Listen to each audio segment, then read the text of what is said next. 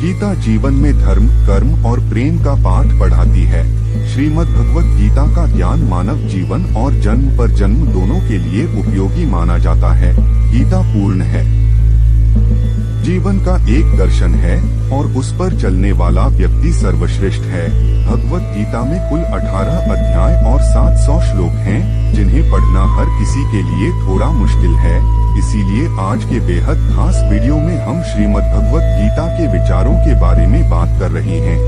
हम बात करने जा रहे हैं जिसके बारे में जानने के बाद आप श्रीमद् भगवत गीता का सही अर्थ समझ पाएंगे। इसलिए आपको हर रात सोने से पहले इन विचारों को अवश्य सुनना चाहिए। तो आइए जानते हैं भगवत गीता, भगवान श्री कृष्ण के महत्वपूर्ण विचार। भागवत गीता का पहला श्लोक। धृतराष्ट्र उवाच धर्मक्षेत्रे कुरुक्षेत्रे संवेता युयुत्सवा मामका पांडवाश्चैव किम कुर्वत संजय। अर्थात धृतराष्ट्र बोले, हे संजय, धर्मभूमि कुरुक्षेत्र में एकत्रित युद्ध की इच्छा वाले मेरे और पांडु के पुत्रों ने क्या किया। दूसरा श्लोक। संजय उवाच दृष्ट्वा तु पांडवानीकन व्यू दुर्योधनस्ता आचार्य मुपसंगम्य राजा वचन अब्रवीत। अर्थात संजय बोले, उस समय राजा दुर्योधन ने व्यूहर्चनायुक्त पांडवों की सेना को देखा और द्रोणाचार्य के पास जाकर यह वचन कहा। भगवत गीता का तीसरा श्लोक। पश्येता पांडुपुत्राणामाचार्य महती चमो व्यूढ़ा द्रुपद पुत्रेण तव शिष्येण धीमता। अर्थात, हे आचार्य, आपके बुद्धिमान शिष्य द्रुपद पुत्र धृष्टद्युम्न द्वारा व्यूहाकार खड़ी की हुई पांडु पुत्रों की इस बड़ी भारी सेना को देखिए। भगवत गीता के चौथा, पांचवा और छठवां श्लोक। अत्र शूरा महेश्वासा भीमार्जुनस्मा युधि युयुधानो विराटश्च द्रुपदश्च महारथः धृष्टकेतुश्चेकितानः काशीराजश्च वीर्यवान पुरुजित कुतिभोजश्च शैब्यश्च नरपोग्वः युधाम्युश्च विक्रांत उत्तमौजाश्च वीर्यवान सौभद्रो द्रौपदेयाश्च सर्व एव महारथा। अर्थात, इस सेना में बड़े बड़े धनुषों वाले तथा युद्ध में भीम और अर्जुन के समान शूरवीर सात्यकी और विराट तथा महारथी राजा द्रुपद, धृष्टकेतु और चेकितान तथा बलवान काशीराज, पुरुजित, कुंतीभोज और मनुष्यों में श्रेष्ठ शैब्य, पराक्रमी युधाम्यु तथा बलवान उत्तमौजा, सुभद्रोपुत्र अभिमन्यु एवं द्रौपदी के पांचों पुत्र ये सभी महारथी हैं। कृष्ण के महत्वपूर्ण विचार कहते हैं। 7वां श्लोक। अस्माकं तु विशिष्टा ये तान् निबोध द्विजोत्तम नायका मम सैन्यस्य संज्ञार्थं तान् ब्रवीमीते। अर्थात, हे श्रेष्ठ ब्राह्मणों, हमारी ओर से प्रमुख सेनापतियों के बारे में भी सुने, जो विशेष रूप से नेतृत्व करने के लिए योग्य हैं। ये अब मैं आपसे कहता हूँ। 8वां श्लोक। भवान भीष्मश्च कर्णश्च कृपश्च समितिञ्जयः अश्वत्थामा विकर्णश्च सौमदत्तिस्तथैव च। अर्थात, आप द्रोणाचार्य और पितामह भीष्म तथा कर्ण और संग्राम विजय कृपाचार्य तथा वैसे ही अश्वत्थामा, विकर्ण और सोमदत्त का पुत्र भूरिश्रवा। 9वां श्लोक। अन्ये च बहवः शूरा मदर्थे त्यक्तजीविता है नाना शस्त्र प्रहरणाय सर्वे युद्ध विशारदा है। अर्थात, इनके अतिरिक्त बहुत से शूरवीर हैं जिन्होंने मेरे लिए अपने जीने की इच्छा का भी त्याग कर दिया है और जो अनेक प्रकार के शस्त्रास्त्रों को चलाने वाले हैं तथा जो सबके सब युद्धकला में अत्यंत चतुर हैं। 10वां श्लोक।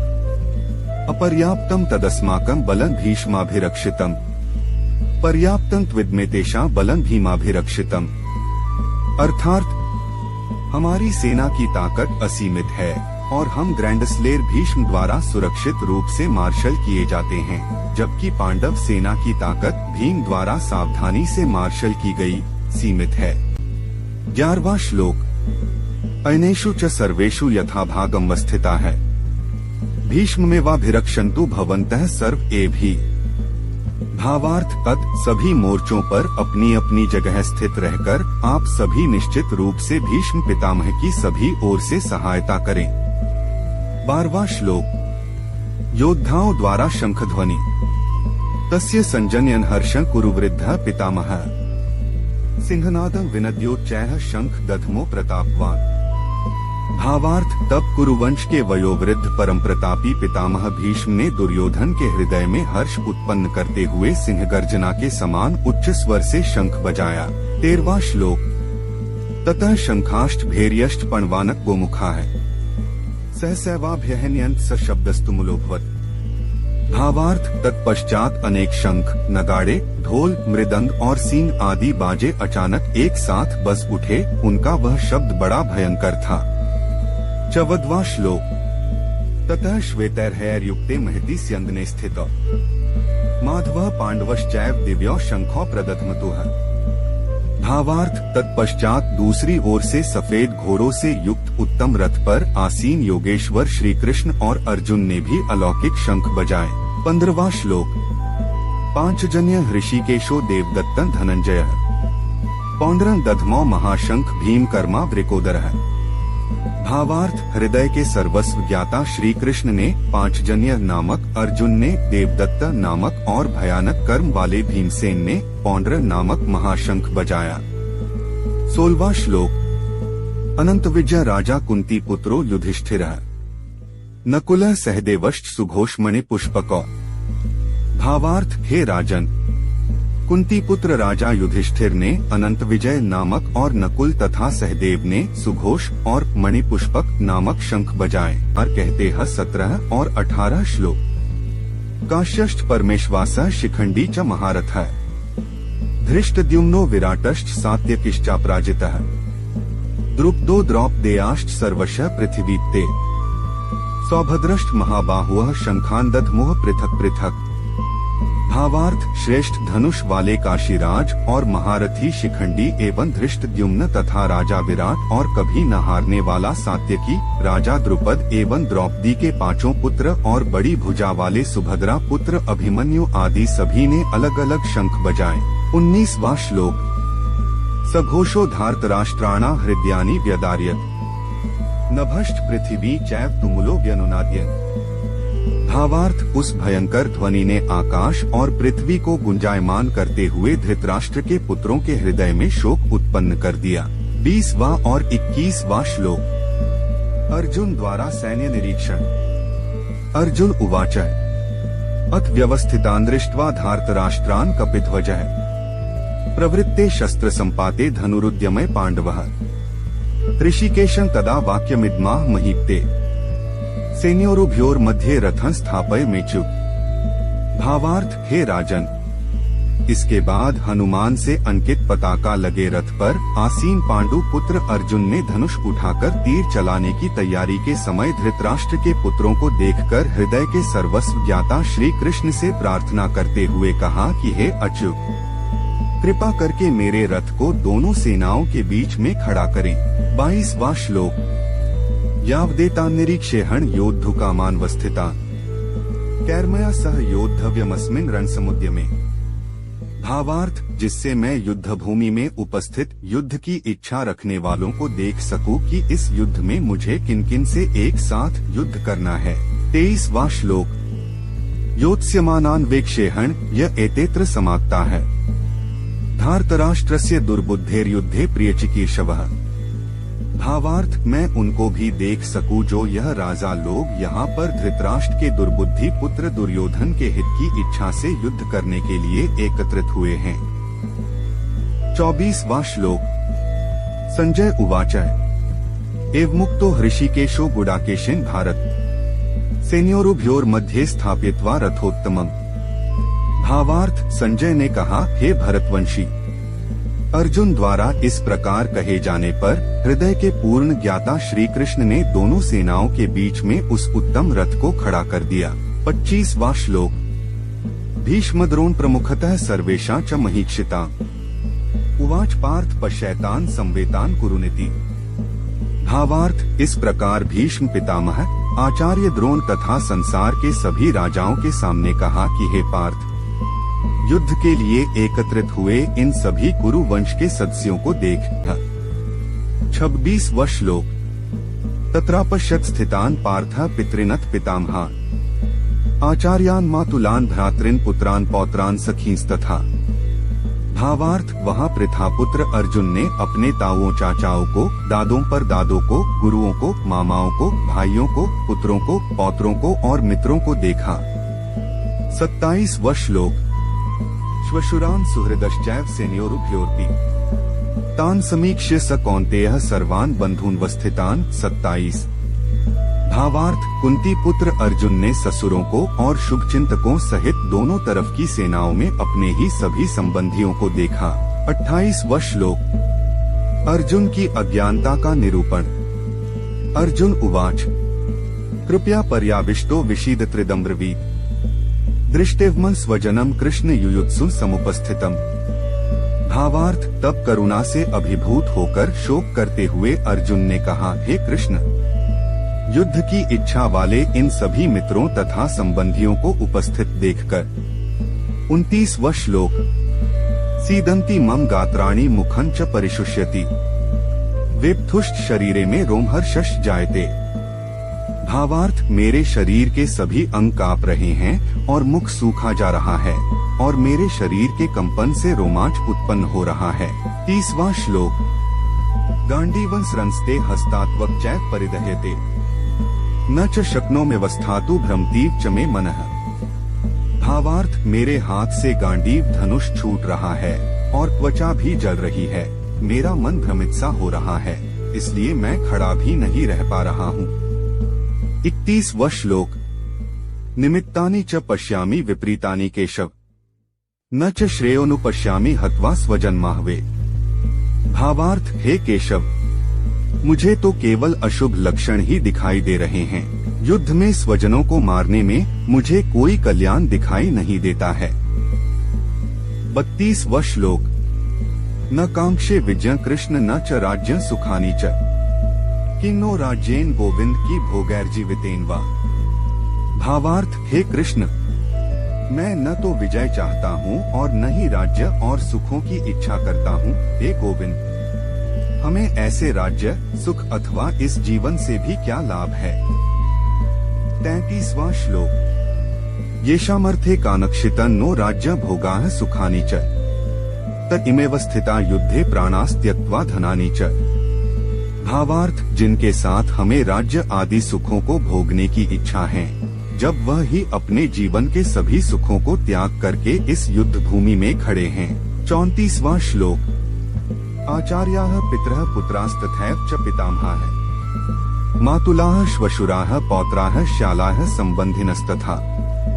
भावार्थ, गुरुजन, परिवारीजन, पुत्रगण, पितामह, मामा, ससुर, पौत्रगण, साले और सभी संबंधी भी मेरे सामने खड़े हैं। 35वां श्लोक। एतान्न हन्तुमिच्छामि घ्नतोऽपि मधुसूदन अपि त्रैलोक्य राज्यस्य हेतोः किन्नु महि कृते। भावार्थ, हे मधुसूदन, मैं इन सभी को मारना नहीं चाहता हूँ, भले ही यह सभी मुझे ही मार डालें। तीनों लोकों के राज्य के लिए भी मैं इन सभी को मारना नहीं चाहता, फिर पृथ्वी के लिए तो कहना ही क्या है। और कहते हैं 36वां श्लोक। निहत्य धार्तराष्ट्रान्न का प्रीतियः स्या जनार्दन पाप में वा श्रेयदस्मान हत्वैतानात्तायेन। भावार्थ, हे जनार्दन, धृतराष्ट्र के पुत्रों को मारकर हमें कौन सी प्रसन्नता मिलेगी, बल्कि इन आत्ताइयों को मारकर तो हमें पाप ही लगेगा। 37वां श्लोक। तस्मान्नार्हा वयं हन्तु धार्तराष्ट्रान् स्वबान्धवान् स्वजनम ही कथा हत्वा सुखिनः स्याम माधव। भावार्थ, हे माधव, अत मुझे धृतराष्ट्र के पुत्रों को उनके मित्रों और संबंधियों सहित मारना उचित नहीं लगता है, क्योंकि अपने ही कुटुंबियों को मारकर हम कैसे सुखी हो सकते हैं। 38वां श्लोक। यद्यप्येते न पश्यन्ति लोभोपहतचेतसः कुलक्षयकृतं दोषं मित्रद्रोहे च पातकम्। भावार्थ, यद्यपि लोभ के कारण इन भ्रमित चित्त वालों को कुल के नाश से उत्पन्न होने वाले दोष दिखाई नहीं देते हैं और मित्रों से विरोध करने में कोई पाप दिखाई नहीं देता है। 39वां श्लोक। कथं न ज्ञेयं स्माभिः पापादस्मान् निवर्तितुम् कुलक्षयकृतं दोषं प्रपश्यद्भिर्जनार्दन। भावार्थ, हे जनार्दन, हम लोग तो कुल के नाश से उत्पन्न दोष को समझने वाले हैं, क्यों न हमें इस पाप से बचने के लिए विचार करना चाहिए। 40वां श्लोक। कुलक्षय प्रणश्यन्ति कुलधर्माः सनातनाः धर्मे नष्टे कुलंकृत्स्नं धर्मोभिभवत्युत। भावार्थ, कुल के नाश से सनातन कुल धर्म नष्ट हो जाते हैं तथा धर्म का नाश हो जाने पर संपूर्ण कुल में अधर्म फैल जाता है। 41वां श्लोक। अधर्माभिभवात् कृष्ण प्रदुष्यन्ति कुलस्त्रियः स्त्रीषु दुष्टासु वार्ष्णे जायते वर्णसंकरः।